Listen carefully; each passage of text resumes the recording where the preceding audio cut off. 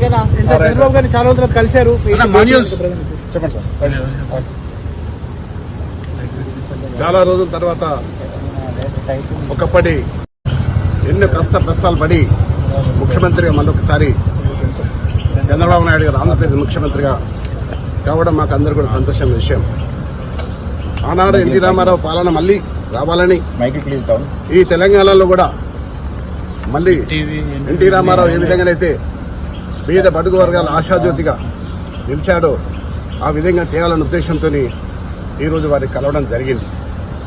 అంతేకాదు ఈరోజు హైదరాబాద్ నగరం ఇంత సుందర నగరంగా తీర్చిదిద్దామంటే ఆనాడు నన్ను మేయర్గా చేసిన చంద్రబాబు నాయుడు గారు ఆయన ముఖ్యమంత్రిగా ఉన్నప్పుడే హైదరాబాద్, సికింద్రాబాద్, హుస్సేన్ సాగర్తో పాటు ఈరోజు సైబరాబాద్ సిటీ తీసుకొచ్చింది కూడా చంద్రబాబు నాయుడు గారు. దాంట్లో ఎవరు కాదనలేరు, సాక్ష్యం నేనే.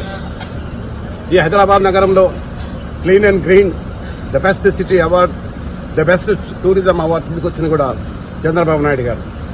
అయితే ఈ మధ్యకాలంలో తెలంగాణ అంశం వచ్చి మరి ఏం జరిగిందో మనం అందరం చూస్తూనే ఉన్నాం.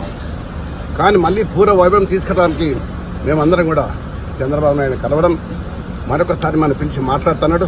తప్పకుండా మళ్ళీ ఆనాడు ఎన్టీ రామారావు గారు ఏ విధంగానైతే పరిపాలన చేసిండో ఆ విధంగా చేసడానికి మేమందరం కూడా కృషి చేస్తాం. నేనందరినీ కూడా శ్రేణులకు వస్తున్నా.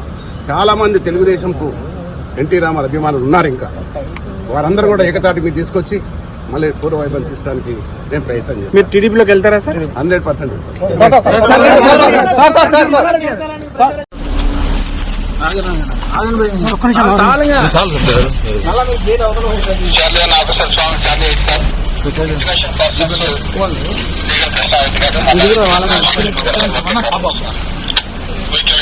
భయ్యా మీరు ప్లీజ్ సబ్స్క్రైబ్ .న్యూస్.